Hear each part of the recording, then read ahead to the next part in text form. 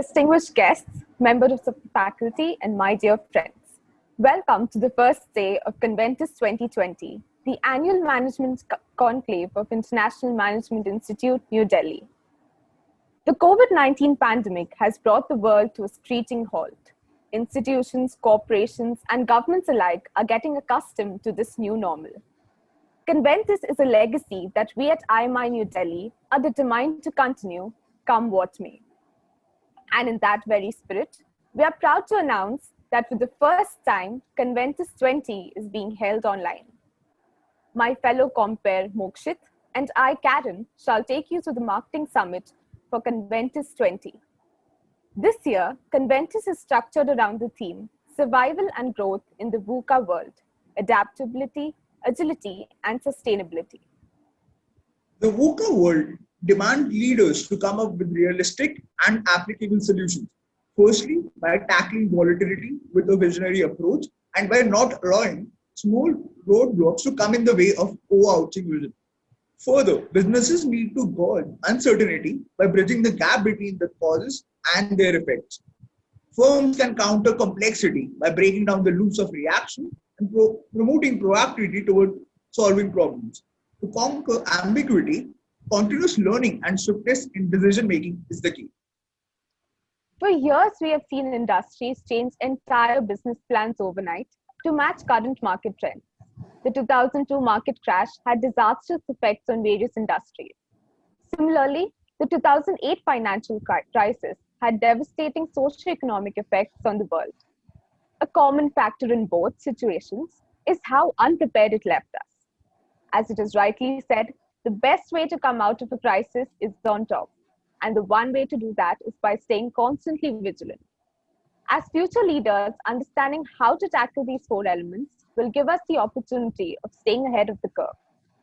Survival in a VUCA world is the need of the hour, and growth is the true way forward. Before we proceed further, we would like to play the Conventus 20 theme video.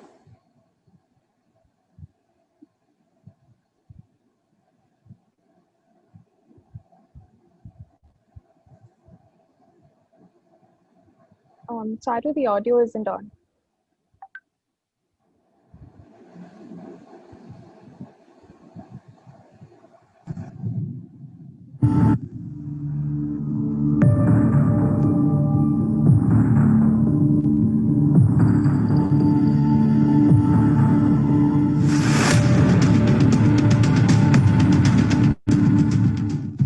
Business often takes inspiration from the art of war strategies.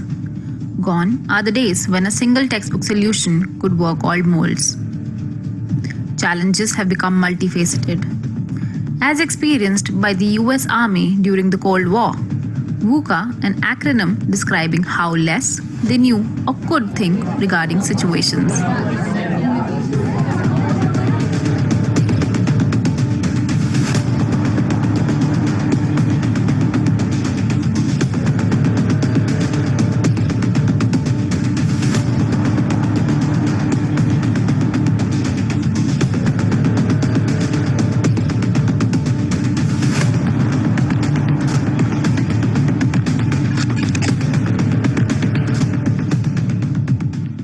COVID-19 pandemic has thrown the world into disarray. Everything has become increasingly unstable. The concept of clarity is muddled. Predicting the future is nearly impossible. Interconnectivity is more chaotic than ever. So, how do you plan on coping with the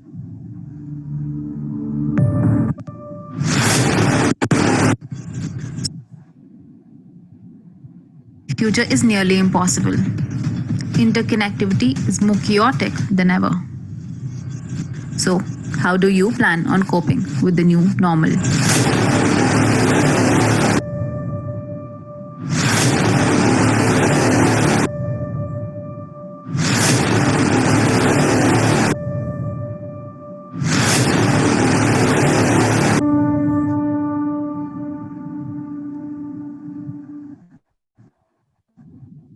Share with us their valuable insights. We are honored to have amongst us 6 senior corporate stalwarts who have been battling the challenges of the VUCA world with unwavering resolve.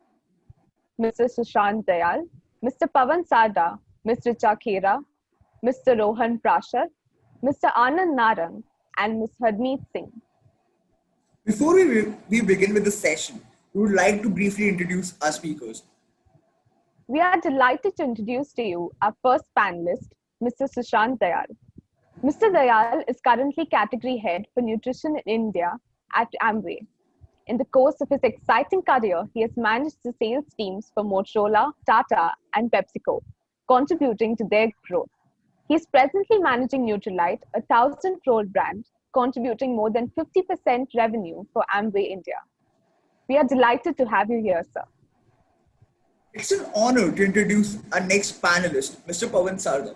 Mr. Sarda is currently serving as Group CMO, Future Group. Mr. Sarda was a key member of the startup team of Big Bazaar. He was awarded Digital Marketing Leader by the Internet and Mobile Association of India and Marketeer of the Year Retail by IAA Leadership Awards. It's an honor to have you here, sir. We're delighted to introduce you to our next panelist, Ms. Richa Khera. Ms. Khera is the head of digital marketing and growth at KFC India.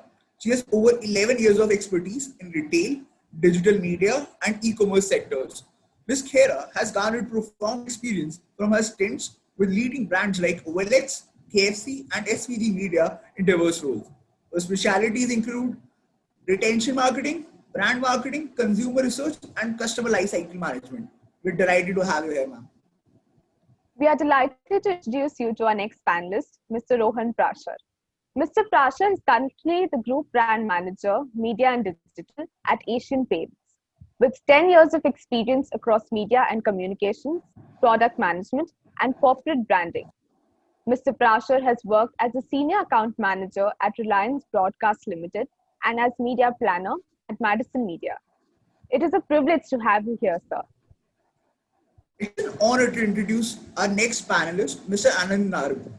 Mr. Narang is a business professional with over 23 years of experience across global and country roles with multinational companies in various sectors. He is currently the VP Marketing and Customer Services, Bata India. His varied experience covers category management, marketing, sales, product development, digital, and GTM roles across brands like Nokia, Airtel, Jio, and Bata. We're delighted to have you here, sir. Last but not the least, we are delighted to introduce you to our final panelist, Ms. Harmeet Singh. An alumna of IMI New Delhi, Ms. Harmeet Singh is currently VP Marketing, E-Commerce and Product, Asia South at The Body Shop. A business professional with over 21 years of enriching experience across companies in various sectors. Her diverse experience includes pricing, budgeting, planning, merchandising, and market research roles across brands like The Body Shop, Oriflame, The Home Store, and Shopper Stop. Ma'am, it is an honor to have you here. And now, I would like to introduce the moderator for the summit today, Dr. Neena Sondhi. Dr. Neena Sondhi is Head Research and Chairperson for FPM Programs, IMI New Delhi. She is the Shashi Buddhiraja Chair Professorship for Management Research and holds a portfolio of Dean Research, Accreditation, and Regulatory Affairs at IMI Delhi. Dr. Sondhi has been trained in the CASE method from Harvard Business School and is a certified trainer from Indian School of Business and UNICEF for monitoring effectiveness of social programs. Most recently, ma'am was honored with the first runners-up award at the prestigious 26th Siemens Global Case Competition 2020. We are extremely proud and grateful to have her here as our moderator. We now launch the 4th edition of the Marketing Directions, the Marketing Club's annual magazine. The Marketing Direction is a culmination of articles written by all the Marketing Club members. This initiative has flourished under the guidance of our club mentor, Dr. Neena Sondhi. Through the Marketing Directions, we try to cover the current happenings in the marketing world. Winston Churchill once said, "Never let a good crisis go to waste." And rightly so, as we see everyone today trying to make sense of the mayhem caused by the pandemic. On this note, the theme for the Marketing Summit this year in Conventus 2020 is developing agile marketing in a VUCA environment. For sustaining companies in the crisis, marketers will have to capture a truer picture of the market and adapt to the dynamic market environment through agile marketing. So, what exactly is agile marketing? Agile marketing is a tactical marketing approach in which teams identify and focus their collective efforts on high value projects, complete those projects cooperatively, measure the impact, and then continuously and incrementally improve the results over time. Simply put, agile marketing is a set of business practices that allows companies to take better decisions faster. Given the uncertainty that the world is currently experiencing, it is almost impossible to maintain the status quo. The way companies serve, promote, and communicate with both prospects and customers will continue to evolve, and the pace of change will continue to accelerate. Thus, maintaining marketing consistency in this VUCA world is a new challenge for the marketer. Heightened social sensitivity has resulted in greater significance of consumer opinion. However, consumers have become more brand conscious and more aware of their purchase decisions. This poses a question. With the consumer being more cautious and careful, how must a brand connect with the consumer? While the situation was bleak before the world was in the throes of the coronavirus outbreak, the pandemic was a knockout blow to many industries. In order to tackle this crisis, marketers must assess whether stability or agility is the best approach to survive and thrive in a post-COVID world.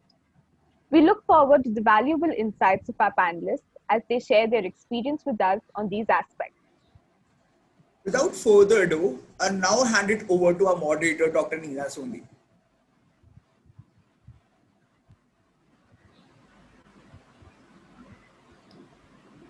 Man, you're on mute. On mute. Yeah. So thank you, Karen and Mokshit, for establishing the context in the form of both a chaotic and a rejuvenating world, where the mandates and methods to deal with this madness need to be pondered over. While there may be multiple paths to come out of the wilderness, however, our young marketing professionals have identified agility as the key mantra for marketers as quintessential. Have they got it right? Do the tabled versions of yesterday's agility hold true for the novel, pun intended, Corona times? Does the paradigm of agility change when we examine it from a quick service hospitality chain, retailing, personal care, health and wellness, and FMCG? Well, ladies and gentlemen, I don't need to take out my crystal ball, as some of these answers may lie with our learned thought leaders who are grappling and successfully managing challenges that we only read about. So what I'm going to do is, for the next 1 hour that we have together with us, I'm just going to raise some, some thoughts and some issues that intrigue me and make me curious. So I'll just go randomly and, speak to the panelists, and I hope we will get some of the answers that we are seeking. So Rohan, let me begin with you. So, Diwali is just around the corner in November, and I've just moved into this beautiful apartment on the Golf Course Road in Gurgaon. First Diwali in a new house. But unfortunately, mera ghar mere baare mein kuch nahi keh raha. Sorry, my house is not saying anything about me. I want the Mera Wala cream, but I'm apprehensive of calling an army of maybe asymptomatic painters. Asian Paints tells me that I can explore safe painting. But I'm also looking at DIY videos, Rohan, on YouTube, and I'm wondering whether, I can paint it myself. So my life, as my scholars said, is in a flux, in a VUCA, a glitzy phrase I was acquainted to in a management article of 2014 in the HBR. So what does VUCA mean for a sector that for survival needs contact? What has changed? What will and when will my ghar, my house, achieve normalcy? And what will be this new normalcy? Rohan, over to you. Yeah, thank you, ma'am. So just to begin with, you asked the right set of questions. I'll just put the context, right? We started the paint company. It took us 50 years to be recognized as a color brand, from a color brand. It took us about 10 to 15 years to be seen as a decor brand, And today, in last 3 months or 6 months, we are a health and hygiene brand. from sanitizers to safe painting. So, our cycle from 50 years to 3 months, that's the kind of change that's come in because of this whole VUCA environment that's come into the picture. Having said that, I'm absolutely right. Diwali is October. For us, Diwali might be in February, the way it's going, because a lot of people are still cautious about the decision that they'll take. Partial lockdowns happening. Having said that, what comes is a trustworthy brand. A brand assurance is what consumers seek for, and the assurance that we or the bigger brands provide is what consumers look forward to. I think so. With the right set of communication, right set of customer handling that we have in place, you'll be surprised to know that we've done 8 lakh color consultancies online in last 5 months. Okay, 8 lakh online consultancies. So everybody's ready, right? So we've tried to reduce everything digitalized, all the swatches, the color selection. So even our painter training, our influencers play a huge role in getting the business right. The painters and contractors, equip them. Their training has been happened online. So I think we are ready for this uncertainty. We managed well. Having said that, our stock prices say it all, and it's going good. Yeah. So I think we've adapted to this. We've accepted this uncertainty, and this is the normal going way forward for us. I think we've accelerated with DIY coming in by 10 years in advance. That's the way we've seen it. And it's not a hobby anymore. DIY is not hobby. It's about home maintenance, home renovation. It's about, being Atmanirbhar. That's where it is. Thank you, Rohan. That's really optimistic. And, when everybody speaks about dismal times and you speak about opportunities and challenges, I think that is actually speaking the right message to a young group, where who've never seen us, there is the first year also with us who've currently never met us in a physical space. So they may be a little, troubled, more VUCA than us. So I think your starting point really puts them at ease. So what I'm going to go is, I'm going, Pawan, to you next. So retail has also adopted to the new normal by activating their digital arm, and so it's something that was also active is suddenly full scale center stage. And we are also using opportunities in retail to refurbish the physical. The flip side is that this has dried up the retail sales data that is lifeblood for the bazaars of the world. So we don't have a lot of consumer retail sales data. Also worrying is the lowered ROI on the physical retail per square foot. And retailers are bleeding, if I'm not wrong, on high rentals. So what are the VUCA challenges for the retail sector per se, and Big Bazaar in particular? How did Big Bazaar work around it? And what do you forecast when normalcy returns? My homework shows me that you're an amazing listener and have an uncanny ability to connect multiple dots and paint the canvas. As a seasoned retail expert, what is your take on the subject, and what do you see on the other side when the grass becomes green again and things settle down? Over to you, Pawan. Yeah, firstly, good afternoon, ma'am. Thank you to have me here. I think it's always very, very interesting to interact with students, and I'm really looking forward to some of their questions too. I think when pandemic hit our country, I don't think there was any playbook to kind of go back and refer, right? I think it's something which happened over after almost 100 years in the country of this magnitude, right? I think the first and foremost, there was absolutely no playbook to kind of refer and figure out strategies and next steps, right? So as it hit us sometime in March, I remember I think we were numb for first 2 weeks. We did not know what to respond, what to go about, what to do, because there was so much of uncertainty, and there was no direction in terms of whether it's 2 weeks, 3 weeks. I'm sure each one of us remember, the Prime Minister's speech and so on. So it just seemed like a 3 week sort of a play at that point in time. But I think as day progressed, I think we realized that, it needs some serious thinking and some serious change. In our case, I think, at Future Group, we believe in one thing is that, our customers, they teach us the most, right? So you immediately went back to customers and started wearing their hat in terms of, how do they want, what do they want, right? I think the first thing which we realize is that, the essentials are extremely important at this point in time. Everyone needs it. We started to serve that, right? And the customers are not going to come to the store. We kind of realized it and we knew it. We started, the reverse thought of reaching out to the customer, right?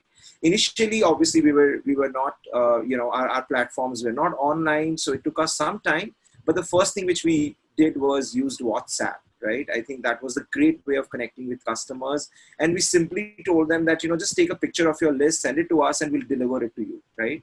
I think that was the first thing which we started. And then slowly we realized that, we need to go online immediately and need to give that power to the customer to sort of book whatever they want to and tell us that, what they need at that point in time. The next step which we did was went online. I can assure you that this was one of the most fastest. I think what Rohan said, things couldn't happen in next 10 years. We actually did it in like 2 weeks. I mean, that's so well said. I think each of the businesses went through this transformation, right? Otherwise, one would always debate about omni-channel. I think in like few months, I realized what omni-channel meant and we actually immediately executed it. I think that's the next thing which we did. From a retail perspective, right?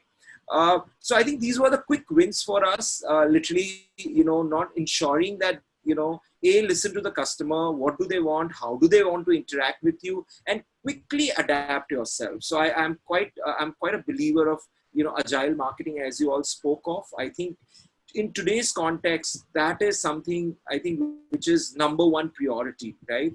Things will change, it'll continue to change. You need to keep your eyes and ears open all the time and adapt yourself, right? There's no marketing playbook which can give you answer. You can't refer it, right? I think it's your gut feeling. Put yourself as consumer, see, how you like to be served and just treat yourself, treat your business like that, right?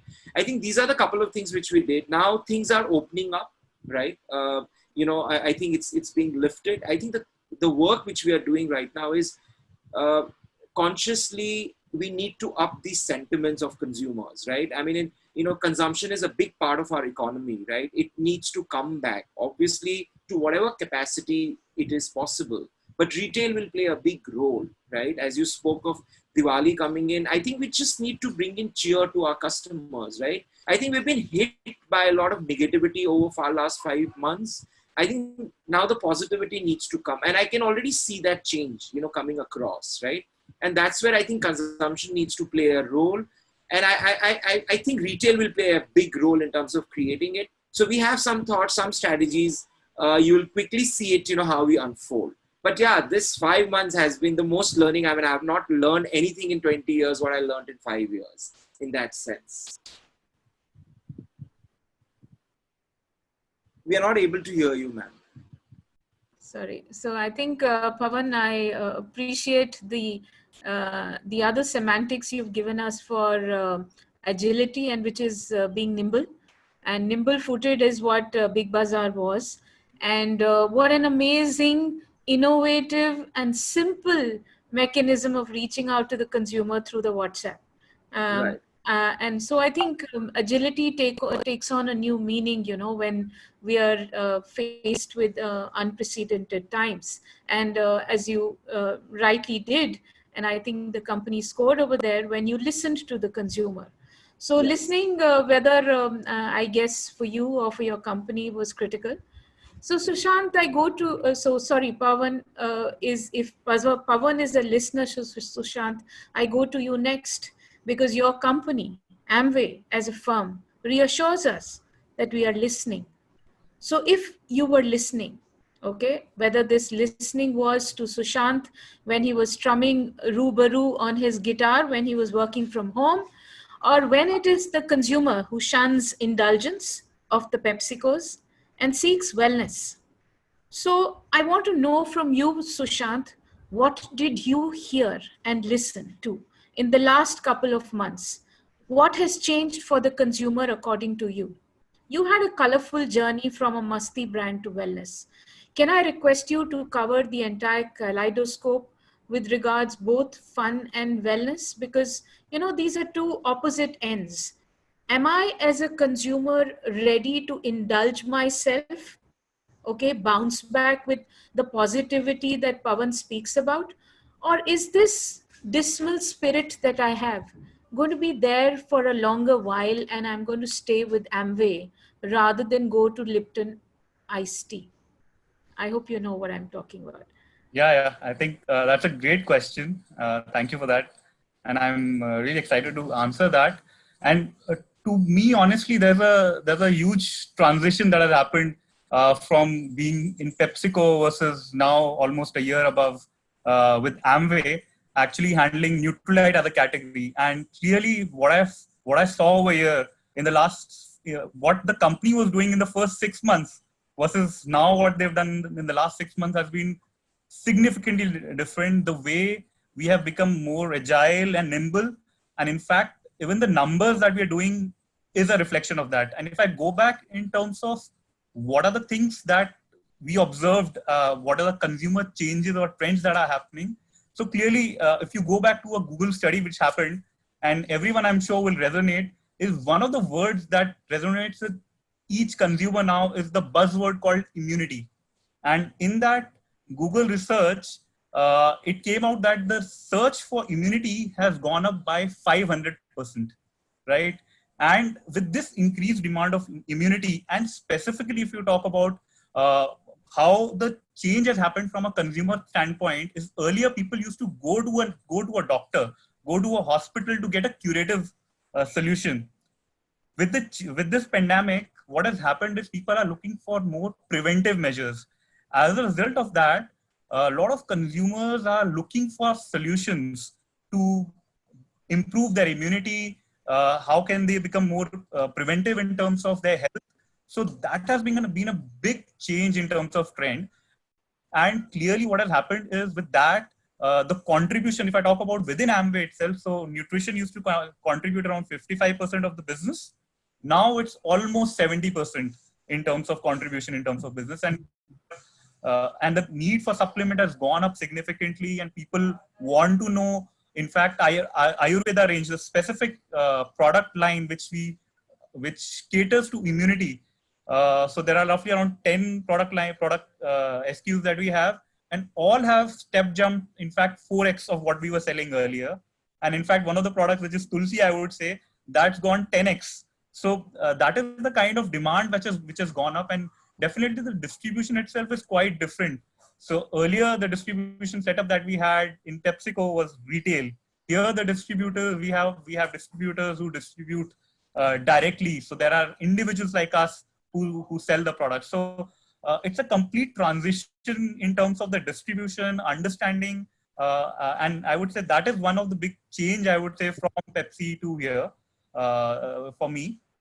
And besides that, we've also coined this term immunity and nutrition, which is now the buzzword, at least for us. And with more and more demand of nutrition coming in, I'm sure from a long-term perspective, we as an organization have been quite agile, quite nimble in identifying that gap, and there has been huge incremental volume because of identifying those gaps for us. So thank you, Sushant. Vast arena of engagement with different kinds of distribution. I'm going to maybe quiz you on this a little later. Whether we look at modern trade, or we look at e-commerce, or we look at direct selling that you're doing. So a lot has changed, right? And again, like Pawan and Rohan, you're re-emphasizing the fact that, responding to the time and the calamities is now. You cannot afford to have those regular strat meetings and come up with beautiful presentations, argue on what's the way forward. Okay, the way forward has to be thought tonight, and you need to implement it tomorrow. I think that's the lesson that we are getting from the three of you. So I'll just go over to my next panelist, whom we'd like to engage with. One of our very own, part of the IMI family, and that's Harmeet. So Harmeet, welcome aboard. I can see that you're with us now. And so Harmeet, I did not teach you, but I, do seek to learn from you today. So I would like to know from you, when I examine the consumer trends, Harmeet, of the last 6 months, now there are some logical and obvious, which are like the paranoid fear that I have as a consumer and the suspicion I have of others around me. Okay. So these are not, I mean, out of the box. This is what is expected from whether it was the Spanish flu yesterday or it's the corona now. Okay. But there are other things which are peculiar and they kind of puzzle me. And one of them is that the cautious and frugal customer, okay? And again, this is regular. So he is looking at more functional, but incidentally and very interestingly, he and she is also looking at No Frills brand that Absolutely. serve the bare necessities, as Balu in Jungle Book said. So, Yeah. what does this mean, when you have these young upstart or Ayurvedic brands, okay? And what does it mean for premium legacy brands like the Body Shop that are ethical and that have an essential core that commands consistency and stability rather than, constantly changing the garb? So I seek your perspectives on what puzzles me. What have been the challenges for a brand with a mission like the Body Shop? Secondly, while Yeah. Harmeet, I can buy my Shea and hemp cream online. I don't need to go to the shop. But I do want to explore some new products. Diwali is round the corner. And then there Absolutely. is a new consumer who wants a touch feel, right? And Mhm. off-store touch feel is so important. So what does your crystal ball say? वो सुबह कब आएगी? When we will come back to that normal where we can go to the Body Shop and experiment with some of the personal care products that you have lined up for us. Harmeet, over to you. Yeah, thank you so much, Ms. Nina. Uh, so, as you said, yes, we have not met, and I am batch of 2002, actually.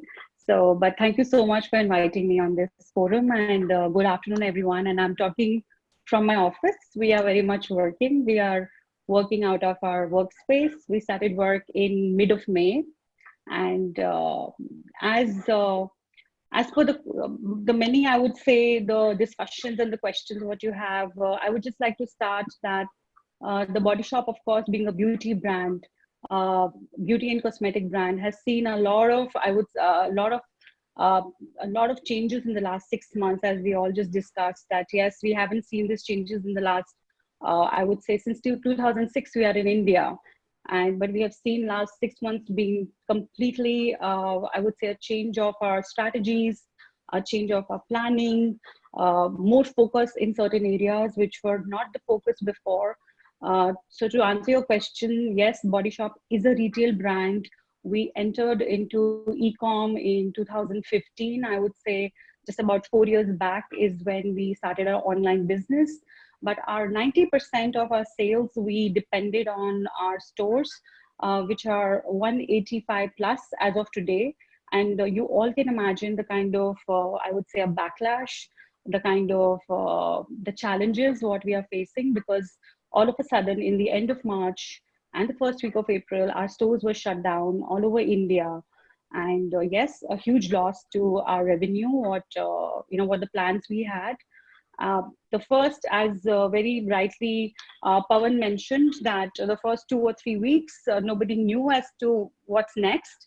It took us also about some time to understand as to what's next, and understanding that this is a long haul, and this is not going to be just about 3 weeks as what the PM addressed the nation. We started focusing on our business in a way where we said yes, our uh, our central focus is going to be our customer, which has always been. And what are the customers looking for? Like, what is the Body Shop customer looking for? And we started, definitely we started focusing on online, because fortunately the online restrictions did come down, I would say, after 1.5 months, when the government started allowing this essentials. Uh, so we were fortunate in one way that we were already there in online since last 4 years, and also the Body Shop has a lot of essential products, which are day-to-day products, which are the favorites of our customers, and we were ready to ship them out from the online portal. Uh, so yes, we started looking at first come first.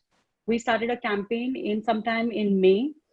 This campaign is Safe Space campaign. Under this campaign, what the Body Shop wants to deliver message to all the customers is that while the stores are shut, we are delivering to you all the products in a very safe manner, in a very secured manner, and you can be sure that whatever you receive is, is going to be safe for you and your family.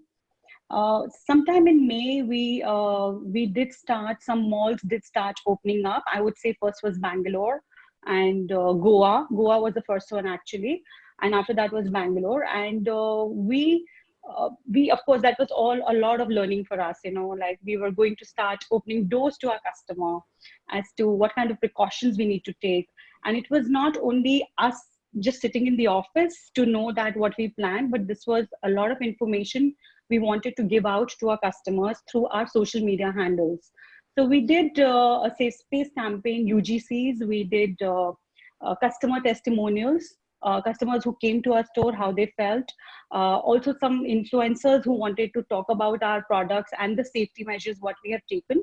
So I think what we did was that first come first, yes, you want the Body Shop product, but you are safe if you want it, whether you're going to the store or you're doing online shopping.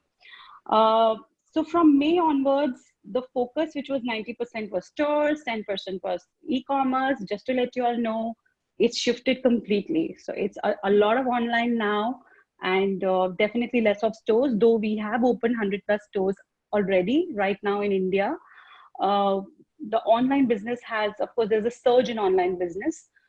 We are implementing a lot of, I would say, customer-friendly, I would say UI UX tools on our e-commerce website. It's undergoing a lot of improvisation, and all, I would say, I wouldn't say thanks to COVID, no more thanks to COVID, but yes, the situation is like that we all need to be agile as to how we need to improve and improve, as well as I would say give out to our customers what they are expecting from us.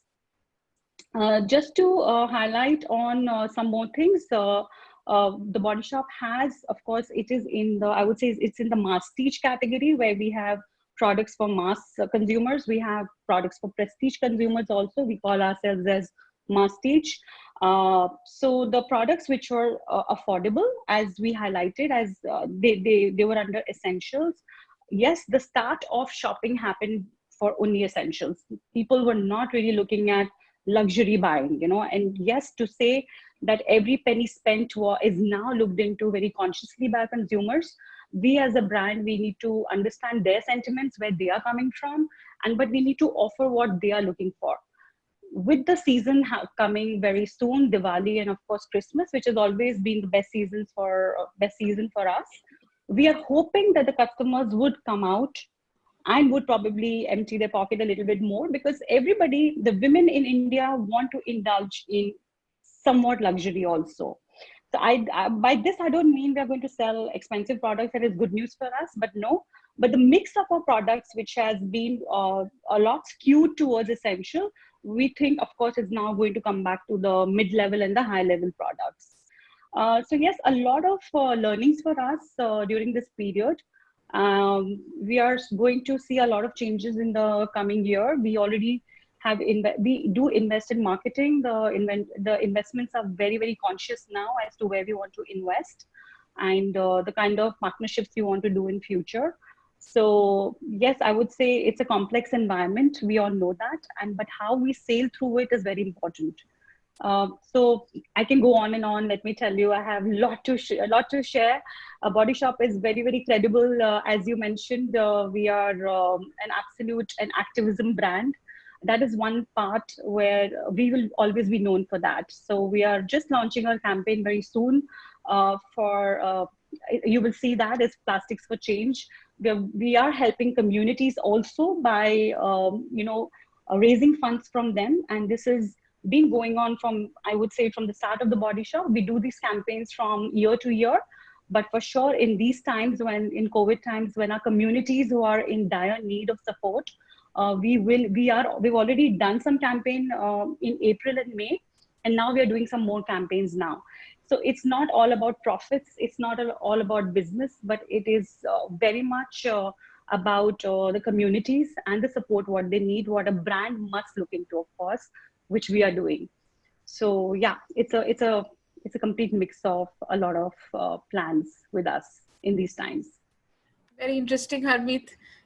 So you've given us a very honest and interesting perspective, because whether it's Rohan or it's Pawan or it's Sushant, all three of them acknowledged, and so did you, that online is the obvious choice, right? So I mean, there are no two reasons to disbelieve that. But you also said something very interesting, that yes, the consumer has become more functional, more frugal. So we do have this range of the right kind of mix, which is prestige and the mass products that we have. So currently he's looking at functional, and there is always a rainbow on the other side, and hopefully Diwali and Christmas she starts experimenting again. The investment that you're making in building the brand and ensuring consumer trust is also, I think, part of the brand belief that the Body Shop has. An interesting perspective was also, the fact that to further enhance the trust, you have made active use of consumer testimonials, because when I'm down and out, I believe those around me who are like me, right? Yeah. So getting support from the like-minded consumer is also something I think is a new perspective. And I think my young learners can learn from that. So the fact that, you decided to change gear and, focus more on something that was functional is interesting. But Anand, it is something that surprises me, whether it's the advertisement of Bata that I see, where you see a lot of surprises, but also currently, okay, your CEO has shifted gear, if I'm not wrong. And, it is generally perception that Bata is, more staid, more stable, forgive my saying it, but a little dinosaur stable. And then you have this surprise Jack in the Box Bata, where I see a paradox, and it catches on to the COVID opportunity much, much faster than any of the other brands. And suddenly it listens to consumer insights. And from formals, we've moved to casual shoes and flip-flops and work at home gear, right? Foot gear. So, this is something which I found very, very interesting. So I'd like to know from you, Anand, I mean, what did you do right that you could respond so quickly to a consumer trend which was not even tabled at that time?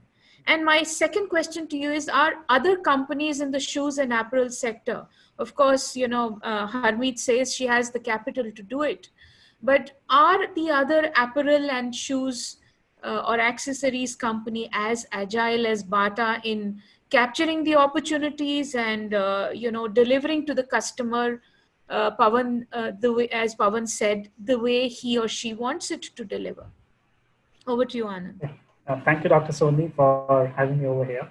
So, very, very, very good questions. Incidentally, it's I would say partially professional, partially personal.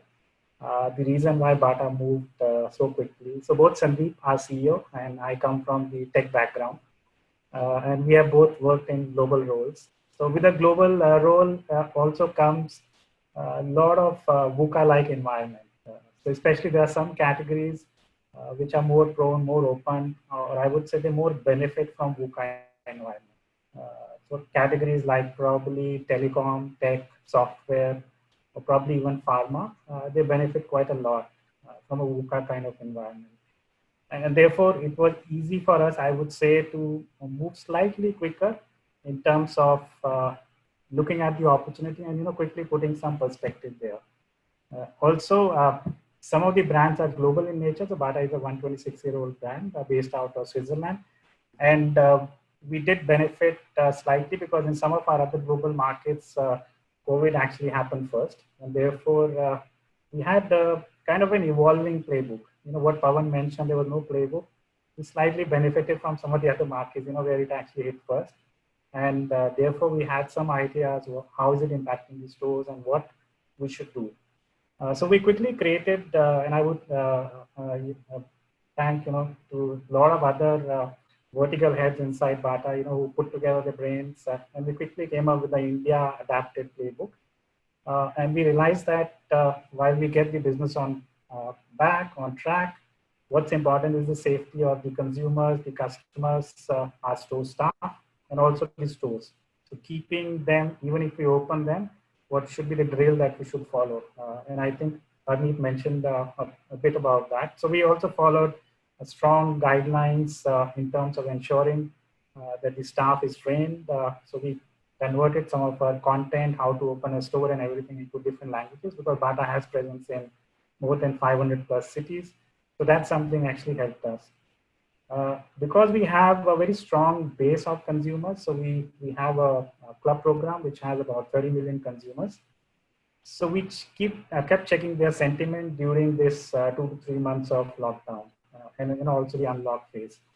So while we actually heard McKinsey and BCG and Bain's of the world in terms of how the consumer sentiment is and based on their fortnightly or weekly surveys, we did our own survey and we actually found out that what will consumers shop. So as you mentioned, briefly touched, and we also saw that even before the numbers started hitting us in the stores, we knew that people will move from fashion to more fitness products because they are stuck at home. Also, they will move from formals to casuals, and also from closed shoes, which is more formal shoes, to more open shoes, which is sandals and flip flops and everything. So that already helped us prepare in the back end that, okay, when the factory is open, what kind of portfolio evolution we need to do. At the same time, interesting experiment happened with our Batanagar factory in Calcutta, where as part of the community program, we started developing masks and some of the PPE equipment as part of our community program, also to keep our factory workers and their employees and the families safe. So as we donated it, it also gave us some ideas that why not actually start selling it to some of the consumers who might be looking for some of these essentials inside our stores. So the product evolution also included not just masks and some of the other, I would say, similar equipment, but also fitness apparel. So we extended the power footwear, the power shoes, fitness shoes that we have, to include apparel also in some of our stores. At the same time, what we did, Dr. Soni, was that we did go back to the consumers and found out that broadly they have 3 different types of consumers. Because Bata actually attracts right from kids to youngsters to a lot of 50 plus people also. And we have a variety of 20 plus brands, including Hush Puppy and Naturalizer. We classify these consumers into digital natives. So these are more younger millennials who are very adept on shopping on, let's say, an Amazon and a Flipkart or apps. We call them as digital natives. Then we have that probably like 40-year-olds who probably may not be shopping too much on the online sites, but they are kind of digital adopters. So they have a few apps like WhatsApp. And for these consumers, we launched something called Bata Chat Shop. So we very quickly connected about, we scaled it up, and that's part of the Agile program or Agile marketing, as some of the students were mentioning earlier. We ramped up this, we launched it in about 2 cities, got some experience, and with a very lean startup kind of methodology, we scaled it up to multiple cities. So there's a WhatsApp number. If you start chatting and you start choosing your stores, it also gives you the option to look for the nearby stores which are actually open. At the moment you do that, you start getting connected to a store manager with whom you can chat, and there's a catalog being exchanged. You can call a store manager. So I'm talking about digital adopters who may not be so savvy on shopping on an e-com or a .com site, but fairly conversational with the WhatsApp kind of media. The third one is digital novices. So these are the people slightly older, 50 plus, who may want the touch and feel of a store, but because the government is mandating that you're not allowed to go out or prevent yourself from going out. So we came up with an idea of Bata Store on Wheels. These are kiosks we set up in the condominium association. So we work with them. It's quite a safe environment. And we very quickly saw that the kind of people, the segment who were not coming to stores started shopping there. So that included kids, women, and also the elderly people. And we also took there, while the portfolio that we could display there was slightly limited, we also took digital catalogs which is tablet-based guidance. And we could guide people if they didn't like something, we could take the orders there and get it home delivered next day. So in the back end, what we did was that we connected about 900 plus stores. They're all connected, the inventory is connected for omni-channel experience. Whether you're shopping from one store because you walked in and you don't have the same size or color, we have the capability now to deliver it to your home. That's part of the initiative called Bata Home Delivery. Or if you are out and about with the assistance of a tablet, you can also shop there and the product gets delivered. The advantage of a chat shop consumer is that we can deliver literally within 50 minutes because it's hyperlocal delivery.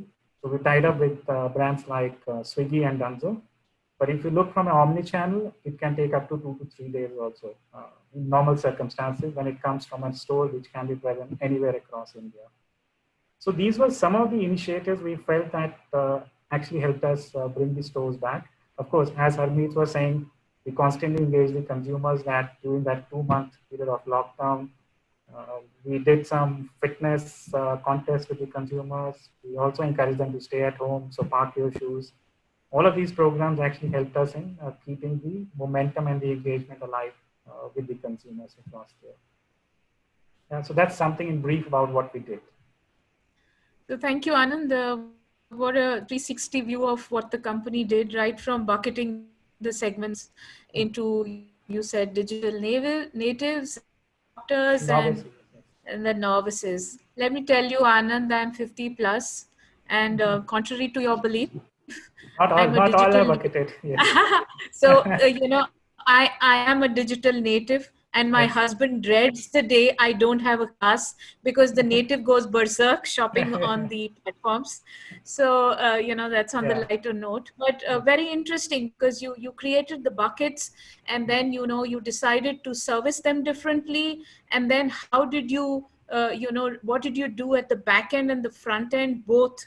So that, the Bata seamless experience is identical for all the 3 segments is extremely interesting.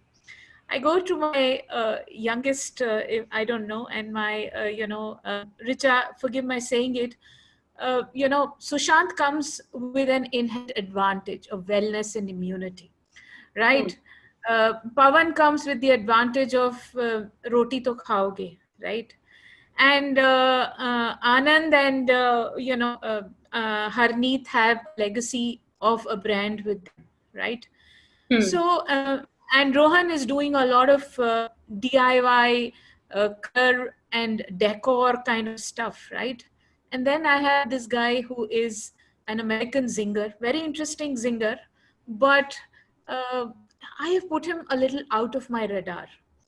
So, and this guy has always been doing something which is very interesting. He's always been giving me an opportunity to peep into his kitchen.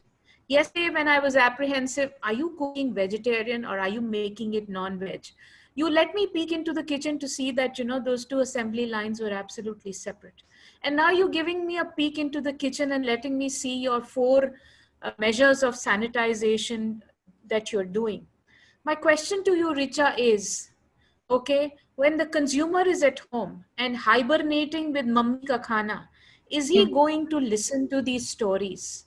Are the hospitality sector going to see the day when you say knock knock, who's there, and you hear those beautiful magical words, it is your dear consumer?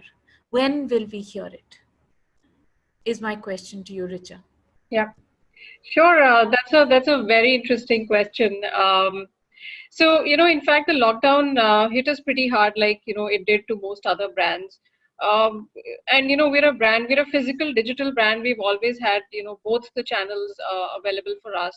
We've been heavily present on Swiggy, Zomato. Consumers can choose where to access us from.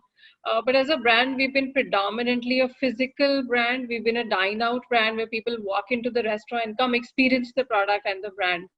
So, when the lockdown was announced, we actually had to shut down a large part of our restaurants because, of course, government mandate, and we had to kind of, agree to what was happening.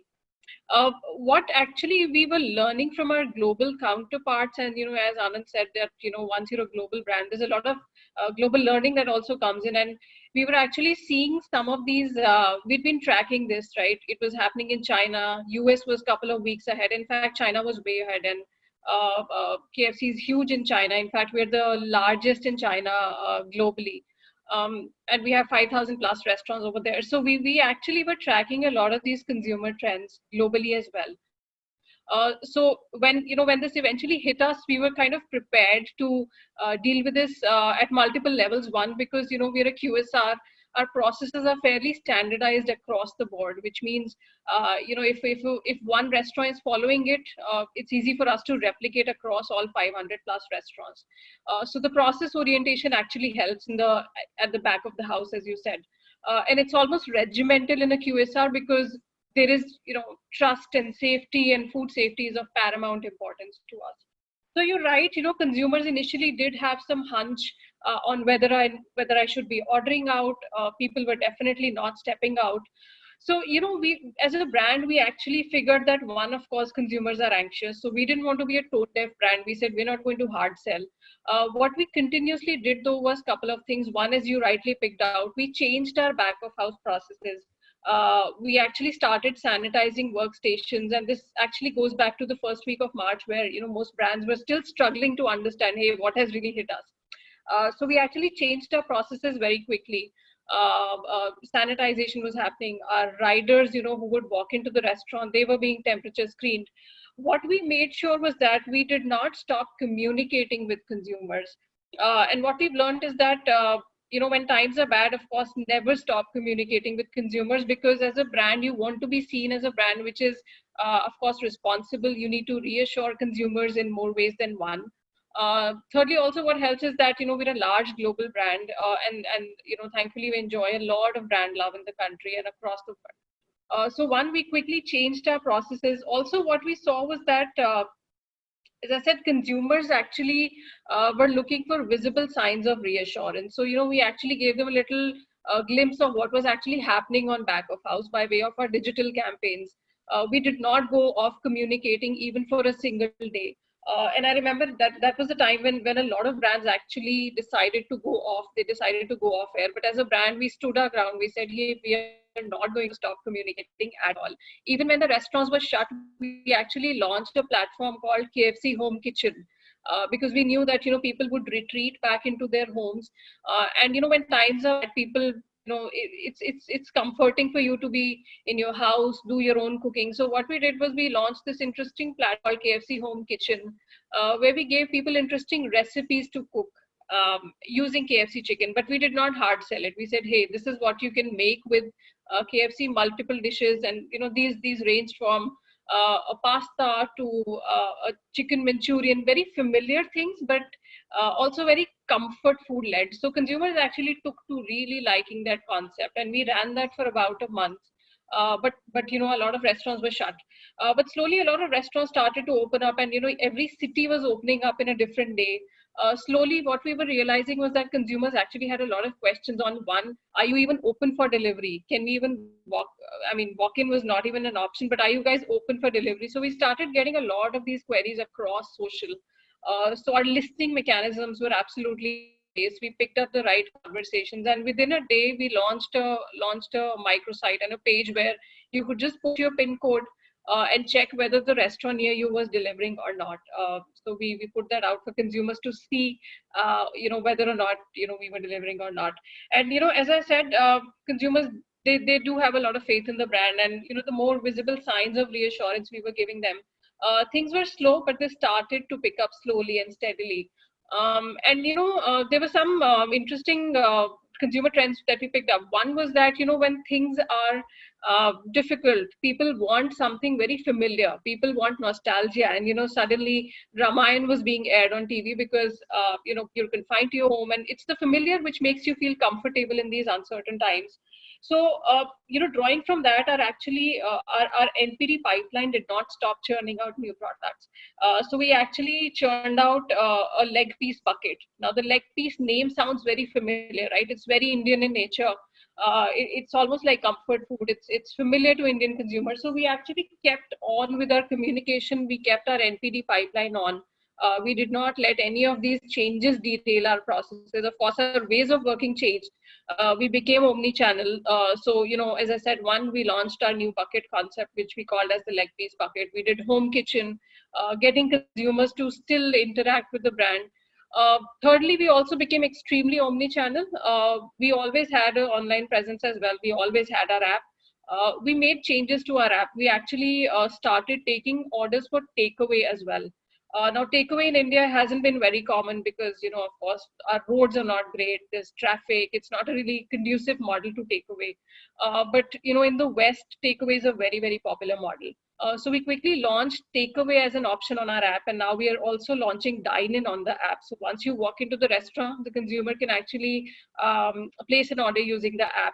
So we're absolutely ready from an omni-channel perspective. And what we believe is that, consumer experience is actually going to overtake product and price very, very soon, right? That started to happen. So the fact of the matter is that the consumers actually have very liquid expectations today, and the industry boundaries are falling. Now, if I'm used as a consumer, if I'm used to the Amazon experience or if I'm used to the Netflix experience, I don't care whether I'm a QSR or am I a apparel player or am I a footwear player. It doesn't really matter to the consumer. I think what truly matters today is the experience that the brand is able to give to the consumer, number one. Secondly, I think what really matters is that, are you an empathetic brand? Are you listening to consumers? Are you an authentic brand? Very, very clearly, consumers can actually see through it, if the brand is faffing. So are you giving that authentic experience to the consumer? So, we made use of all the global learnings we had. Secondly, as I said, we were hearing consumers on social. Thirdly, we were actually doing our focus groups online every week. Like, as a marketing team, we were all hearing out consumers in different cities. And we were able to actually relate a lot to it. Consumers said that, hey, I want to order food, but my parents are not letting me order. So what do I do? So, and over a period of time, we actually started incorporating these concepts within our communication as well. If you see the latest ad that we ran, I think Zomato also did a version of that. The mother actually, finally ordering the food for the son. So we've actually made use of all these insights globally, internally, available locally to us. And we've heard the consumer and we've gone back and said, hey, we are here. We are a trusted brand and we're doing the right things. So great, Richa. Thank you so much. You've given me so much food for thought. I don't know where to, just 5 minutes of, your insights are enough, I think, to last. And I think I can say that, I saved you for the last. So I'm so glad that, you could collate everything that we've been speaking about. Two important things. One is we are at 3:05. And the students have given us time, okay, and I would like to give them a platform to, ask that one-on-one. So I will not go into. I had, I looked at a second round of questioning that I would do with all of you, but I think I will change gears. That is what we as agile marketers do, right, Pawan? Just take on and decide that, oh, I'm going to do something different. So I'm going to take a leaf out of. Not my favorite. I hope you won't listen to that. Close your ears. The Karan Johar coffee show. Okay, and we're going to play the rapid round. So how we're going to do the rapid round is very simply. Richa has set the note. She's saying that there is something that will stay stable, and that is the leg piece bucket that she gave us, right? So that is part of nostalgia. That's part of constancy in my life, right? But she also said that you must listen to the consumer and understand what is it that makes her apprehensive. Keep the trust because you're listening and you're empathetic, right? If you're listening, you're empathetic, you're trustworthy, you keep the old, and you also cater to her safety needs of today and tomorrow. So my question to my 6 young panelists is, okay, what is the one thing that will stay and stand the test of time, which will not change for marketing? And what is the one thing that you see, okay, is going to be a relevant future trend that we all must adopt into, Pawan, an interesting word, your marketing playbook of tomorrow? So one thing that's going to stay stable and will not change over the next 20, 30 years. And the other thing that will have to be adopted as a new practice, okay, but a practice that is going to be part of the marketing domain of tomorrow. So I'll begin with Pawan. I'll hand it over to Harmeet because they need to leave us in a while, and then I'll come to my other panelists. So Pawan, firstly, over to you. Yeah, so when it comes to marketing, I think we all know, and I mean, I don't need to repeat it, but for the student, I'm just kind of reassuring customer is the king, right? I mean, you have to listen to the customer. If you must have realized, a lot of us are saying the same thing in different ways, right? I think listening to the customer, whether you want to actually speak to them, understand their trends, understand the culture, where do they come from. I think we spoke of nostalgia, legacy. There is a lot of things which we spoke of, right? It's very, very important to understand the customer, listen to the customer, right? And one of the things which I personally believe in, you have to do beyond listening to the customer, because in India, what happens is customers, whenever you speak, they never want to offend you. So therefore, it's very important that you understand customers' body language, understand where do they come from, understand their culture. I think these are some of the insights which will really make you a sharper marketer. I think number one is that listening to customer, it's never ever going to change, right?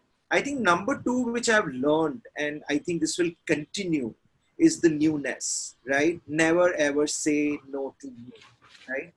Many a times we come from a certain background, many a times, adaptability for us as we go senior, it becomes very difficult. We want to go back to our comfort zone, right? Never ever say yes to that. Always try at least 15% or 20% of yourself into trying something new. And if you must have heard from most of the panelists here, some of them, they actually invested in that new, and today they are benefiting out of it, right? And things can change overnight. I mean, it's really has, right? So my advice will be to listen to the customer and always adopt new. I mean, new has to be part of every marketing playbook, and it needs to be there. Invest 15%, 20%, whatever you think, but new is important. So thank you, Pawan. I think even though I think none of you comes from a startup, what he's advising us is on a minimum viable product. An MVP is something that we must all look at always. And empathetic listening is something that's going to be the constant. So two messages, I don't have a gift hamper, Pawan, the regular coffee hamper that Mr. Johar does. But in case you're leaving us somewhere in between, thank you very much. It was wonderful talking to you. Thank you. I'll be here as much as I can because I'm really enjoying it. Okay, sure. So Harmeet, over to you next. What's constant and what has changed? I think I would actually put, so of course, Pawan has already mentioned about, listening to the customers is the key thing. And I totally agree with you, Pawan. Of course, that's the thing for us as a brand, that we need to listen to customers as to what they need and cater to their needs is what we look into. That's the primary focus. I would also like to include that to be real, to be authentic, to be real, to do everything where you can get the brand trust from the customers. That's extremely important for us. As somebody also mentioned that, that we all brands, yes, we all are facing these challenges day by day. It's very important for the customers to know that their brand or their favorite brand is still there, and it is actually working towards helping and providing what the customers are looking for. So it's extremely important in this environment where we are in, that the brand trust remains at the utmost importance. Just to give you a few instances as to what we are doing. We are doing so we are engaging a lot of experts with us. When I say experts, these are all the certified people. We just had recently somebody to talk about mental health.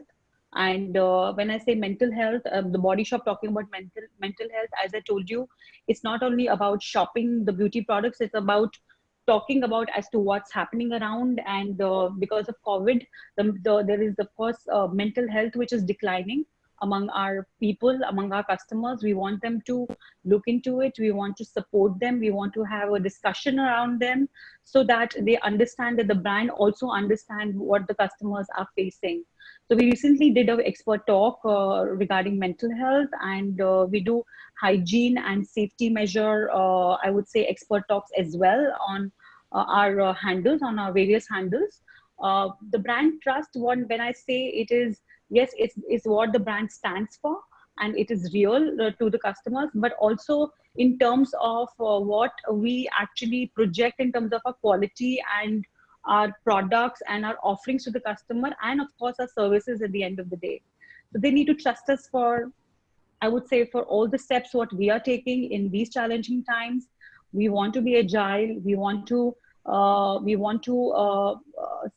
support the situations what the customers are facing as of today, and we want to give them what they're looking for.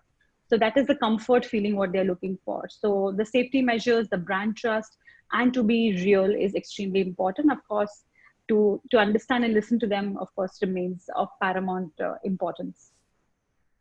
Yeah, thank you, Harmeet. So Anand, what is your take? Can we get the young guys in? I think Bata and you are trying to get the young ones in, right? So I think, as they say in the tech world, if you don't cannibalize your own business, somebody else will. So I think this VUCA is an opportunity for all the brands, to be constantly up on the task, to reinvent, to relook their operations. So that's very, very important, because if you just keep looking at your existing market, the market might change. And therefore, the segment of consumer might actually change. And therefore, it has to be slightly futuristic driven, and keep looking for how can I actually kill my cash cow. I would say that. I think what has changed is and also I would quote somewhere, I don't know who actually started it. They said it wasn't the chief technical officer or the chief digital officer who digitalized the company's operation. It was the COVID. So as Pawan was saying, we brought forward the digitization probably 10 years ahead. I think even Rohan was saying they had some 8 lakh consultations, online consultations. So the digitization is continuing to go, to evolve. That's continuing to evolve. The customer experience will continue to be much better and better. So as these physical and digital spaces intermix, I think Phygital would come in its own space, whether it's AR or AI or VR, you will start seeing better experiences. So that constant initiative to be there, better the customer experience, that has to be always on a changing path. That's what I would say. Thank you, Anand. Wonderful thought. Rohan, over to you. Yeah, thank you. As Anand, Pawan, Harmeet said it all, you start building from a need, which is by listening to a consumer. I just want to add on to it that what Sadhu stays that whatever you do, you got to build scale to it, right? It can't be a short-term plan. You need to have volumes, add value, but scale is very important, right? At the same time, what's here to change? It's, I think, the whole thing about pivoting, right? Pivot, because you have to be ready to adapt to whatever happens next, right? And somebody called us a fast-moving elephant. That was a very good compliment for us, you have to be ready to accept these, uncertainties, or take quick actions, and pivot at the right time. That's very important. You can't keep loving an idea. If it's not working, you move on to the next one. That's very important. What we realized, and ma'am, we have to behave like a startup. That's very important.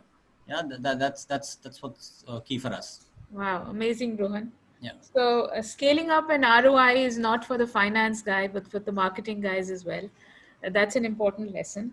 And pivot and adapt is something that, is going to be a way of life, whether it's for the startups or for the giants like Asian Paints. Great message. Sushant, over to you. Yeah, Which thank you so I'm much. saving you for the last.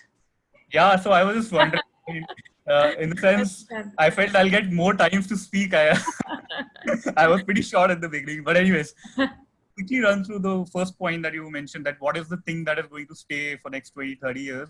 So I think I resonate with most of the marketers over here in terms of advertising is always going to be based on emotions. and these emotions oscillate during the normal times, but it is going to oscillate much more during VUCA times. And typical brand planning requires constant messaging to be communicated over a period of time, and the brand consistency that you builds the consumer trust. So managing these volatile emotions is going to be one of the biggest challenges. And to top it all, what I would also say is that as a marketer, you need to listen, is what most of them said. So, and honestly, it doesn't make any sense to make a key and run around finding a lock. Rather, it's a more productive solution to find a lock and then fashion a key around it. What I basically mean is that instead of trying to persuade more people to listen to you, listen to them, hear them, and have to and hear them, and then say and make a product that is more suitable to the consumers. So that's what I would say in terms of what is going to be constant. And also, very few people actually buy things that they need. So basically, water and food are the main products that fall into this category. Everyone else is looking to purchase something which they want, and particularly what marketers do is basically mess around with the feelings and change that inner state of emotional mood to another. So that's what I think as a marketer is going to stay constant now. And the things that is going to change, I think, is from a marketing playbook standpoint, is that society will get digitized completely.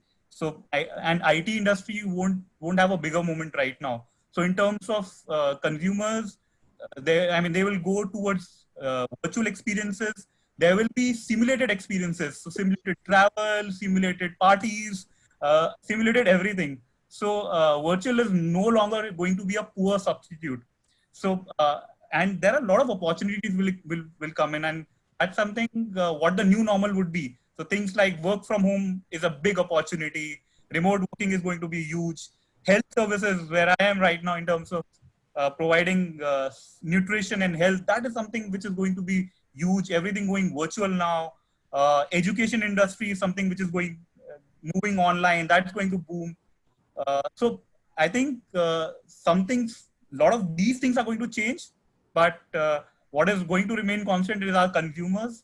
And if you listen to them well and understand what they need, you are going to succeed. So that would be my closing remarks. Thanks. Thank you, Sushant. Over to you, Richa. Yeah, I think, of course, everybody spoke about consumer and, how, of course, responding to consumer needs is going to be critical. I also think what is going to stay is basically creativity. There's no replacement of that one. While the world might get digitized, there's AI, there's ML, there's automation. I think creativity is something which is not going to go away.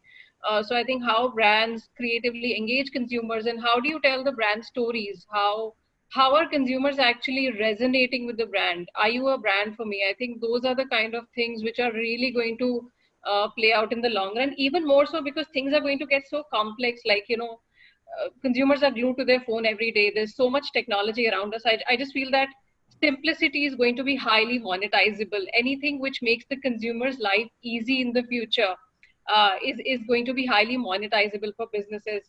Also, I think that, and there is already a moment happening on that one. Consumers are, as I said, they can look through authentic brands, and there's a lot of societal good which needs to happen. So consumers will be looking for these brands who are actually taking the society along at large, doing better things for the society. So how are these brands actually uplifting the entire society as a whole?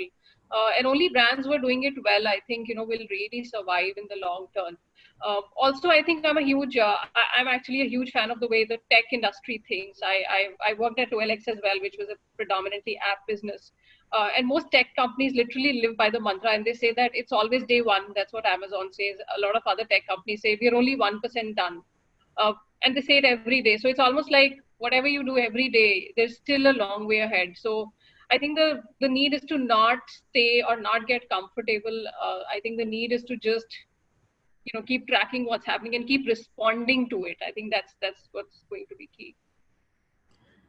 So thank you, Richa. So very interesting. it's great to know that Ted Lewitt, who taught us marketing, who was one of the first gurus, who said that you cannot be myopic. Okay, and very interesting. You said that destruction and creation, Anand, will go hand in hand. So you need to cannibalize. You need to destruct, which is become like an ostrich to go to the next route ahead. Is going to be constant.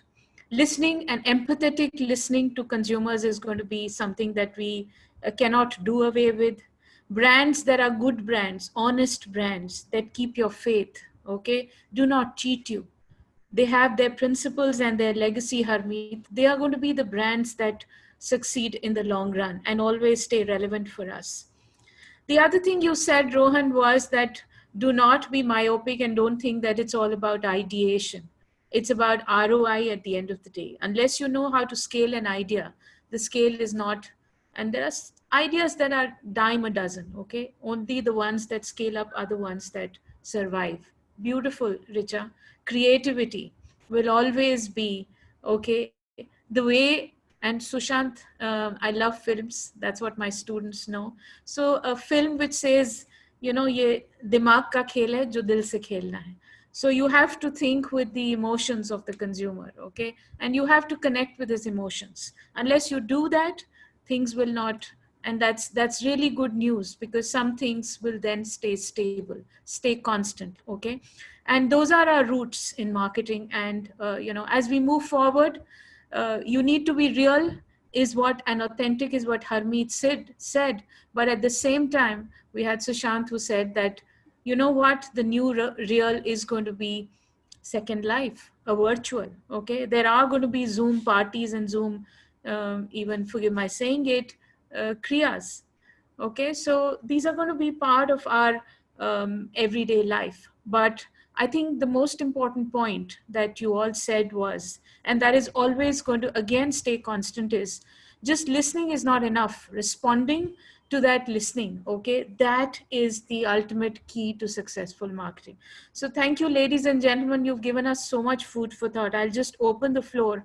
I don't know who's going to be asking the questions. I'll hand it over to Karen and Mokshit to take it forward, please. Thank you.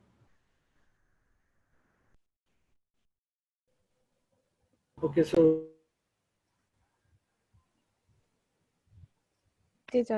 You're on mute. Yeah, so let's start the Q&A round. First question is for Mr. Pavan Sarda. Shantanu Saxena, can you please unmute yourself? You can go forward with your question. Yes. Good afternoon, everyone. Mr. Pavan, this question is in regards to the digitization of retail chain. So, sir, as we know, the backbone of retail industry has been Kirana stores for decades before. So, now with the advent of digitization, what is the future for them, and will they be a part of the modern digital retail chains, or will they be left out? Yeah, I think it's a great question.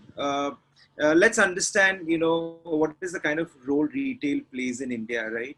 There is, as we call it, there is an organized retail, there is an unorganized retail, right? My personal view, if you ask me, obviously the current scenario kind of taught us that, digitization is extremely important, because finally we need to address to what a consumer wants and however the customer wants it, right? Whether they want to come to the store or you want to go to the customer's house, right? That's the broader aspect which we have learned. But fundamentally, if you look at it, retail in India has a far bigger role to play, right? It is just not about transaction, right? It's a social need if you look at it in India, right? Today, you go to smaller places or in bigger cities. What do we do over the weekend? We don't have infrastructure like the way West countries would have it, right? Where they go to big parks, they go for picnic and so on. We don't have it. I think the only social need which we fulfill is, as many of the small town women would call it, chalo marketing karne chalte hain, right? That's a very, very need of theirs, right? So I think these are tough times, but that doesn't mean that, everything is going to be called at home. No, I mean, this is a very, very social fabric of India, right? Therefore, going out, I think that's how, if you look at malls are literally treated as recreation, right? For us, I mean, going over the weekend, whether you do shopping or you don't, that's how families meet together. And I can assure you, in a lot of small towns, when women come to the store, they are fully dressed up. They don't come as the way you see it in cities, right? So I think it's a very, very strong part of Indian fabric. It's not going to change. It'll continue. It's been existing. Organized retail is here for last 20 years, and I think a lot of theories came about and said what happens to unorganized retail. In fact, they have just grown. They have just grown year after year, right? So I think it's part of our culture. It's part of us. I don't think it's ever going to change. Of course, digitization is important. You can increase your productivity. That's what it does, right? I mean, if you, rather than serving 100, if you adapt it, maybe you're able to service 1,000. I think that's the beauty of digitization. One should definitely adopt. But great question. Thanks a lot, sir, for your insight. Thank you, sir. Thank you, sir. That was really insightful. The second question is for Ms. Richa Akaldhal. Can you please go forward with your question? Good afternoon, everyone. My question is for Richa ma'am. Ma'am, as in the pandemic, we can see the concern of people has moved towards the nutrition and hygiene, and already fast food has observed that and moved towards the hygiene, whether we talk about Domino's or KFC.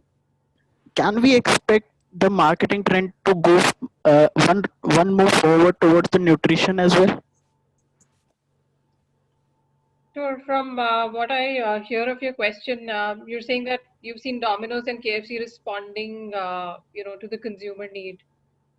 Is the question more on lines of how are we going to move forward? Am I hearing that right? Yes, ma'am. Sure. So, see, the way forward is that, of course, we are this brand which is slightly more occasion out. We're an indulgent brand, but it's almost like simplicity and indulgence literally go hand in hand in one's life, right? So, when people feel like indulging a bit, and when people want to feel a little special, they come to us. So, as part of way forward, of course, our products will respond to the new consumer need as well. So there are multiple things that we will do. As I said, we keep hearing what consumers want. And as things will change, our product pipeline will also respond to the right consumer need. So there's a lot of work happening, and in fact, NPD, which is new product development, is actually at the heart of our organization. So of course, we will continue to respond to consumers in that way.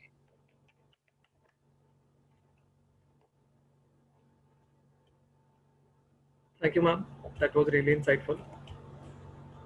Next question is for Ms. Harmeet Singh from Muskan Bansal. Okay. Good afternoon, everyone. Thank you for such an insightful experience. So my question is for Harmeet, ma'am.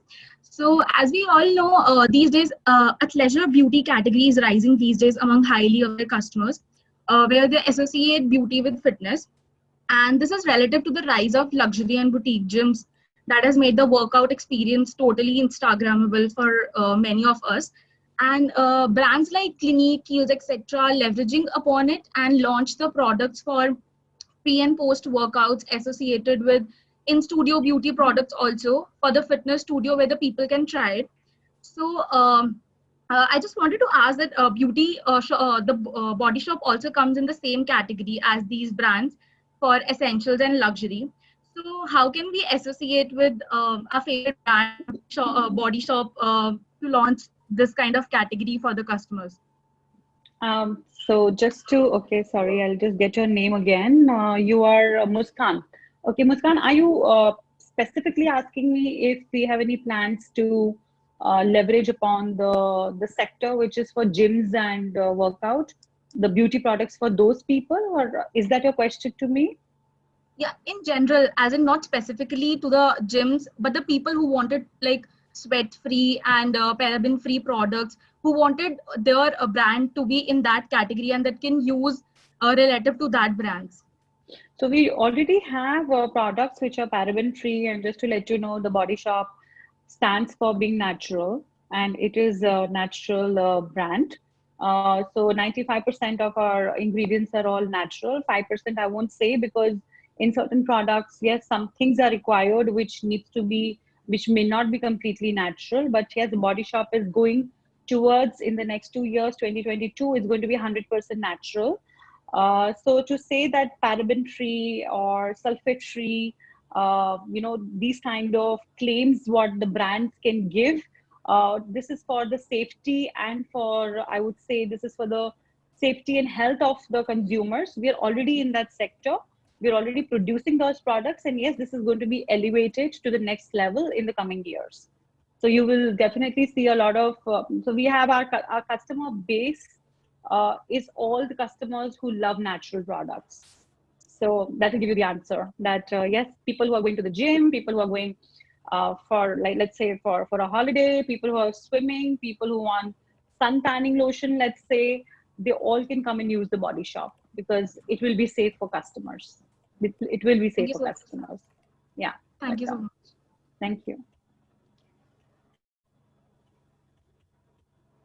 Okay, so the last question. Last question is for Mr. Anand from Sudhendra. Sudhendra? My question's for Mr. Sushant Dayal, not Mr. Anand.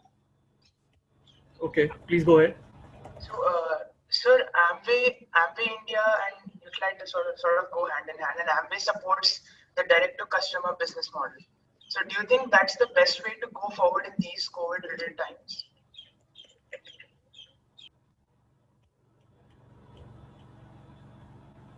Is Sushant there? I think.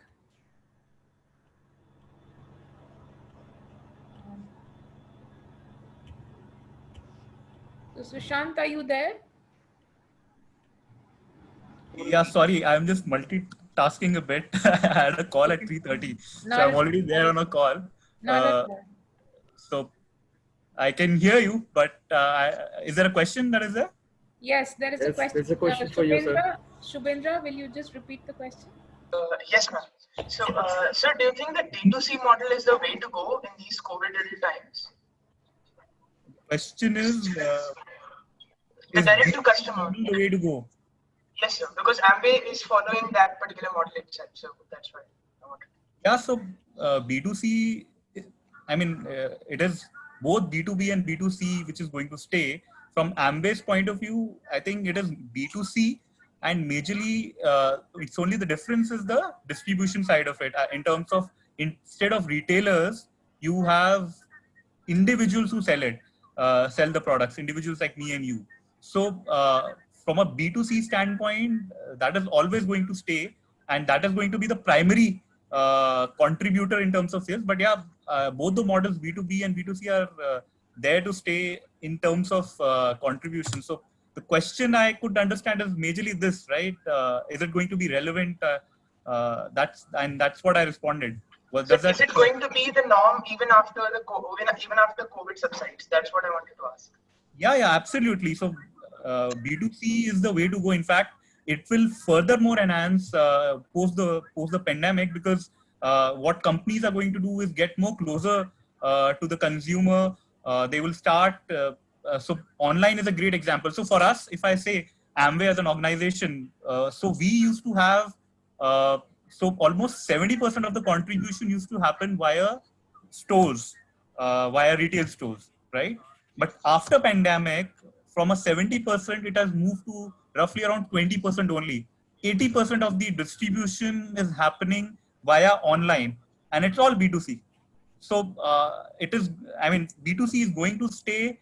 Only the distribution standpoint is going to change slightly from a little bit of retail to more online. So the contribution is going to go up from an online perspective. That is what I would say is going to change. Right, sir. Thank you so much. Thank you. So, sorry, I'll go back to my call in parallel, because we were scheduled to 3:30, so I had committed for a call. Sorry for that. Not at all. Thank you so much. Thank you for answering that. Okay, so we are ending the Q&A session. Over to you, Karen and Moksha. On behalf of everyone virtually present here, I express my sincere gratitude to the guest speakers, Mr. Sushant Dayal, Mr. Pavan Sarda, Mr. Rohan Prashar, Ms. Harneet Singh, Mr. Anand Narang, and Ms. Richa Khera for taking out time from the busy schedule and sharing their thought-provoking insights with all of us. Post this session, we feel relatively more aware and better equipped to understand and subsequently bring about innovative practices in today's business environment. I would like to take this opportunity to once again thank Dr. Neena Soni for consenting to be the moderator for the session and conducting the session in a highly coordinated manner.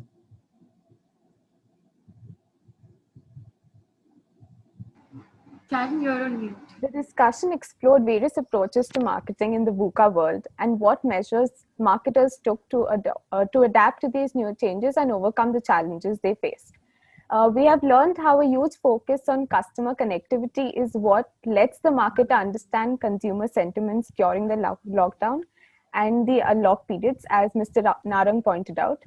A look at the customer safety is the first priority of brands and has helped shape new policies. While getting businesses back on track, it's important to cater to the safety of not only the consumer, but also store staff and other personnel. A nimble shift in focus on channels of communication and distribution is essential to keep the brand going. As Ms. Harmeet has rightly pointed out this point, and the Body Shop has shifted its focus accordingly to online channels. She has emphasized that it's not only about the profits and about the business, but it's about the support that the community needs and how a brand must provide the support. As Mr. Dayal highlighted, immunity and nutrition is the buzzword right now, and brands are focusing on diversifying to give their customers exactly what they need in these trying times. There's also need to study and learn from what has already happened and what has been done, as Ms. Khera has aptly stated. Tracking consumer trends globally has helped KFC better prepare for the coming shutdown. Mr. Sarda has rightly said, consumers teach brands the most, and marketers need to wear the consumer's hat as part of the reverse thought approach to better address the wants of the consumer.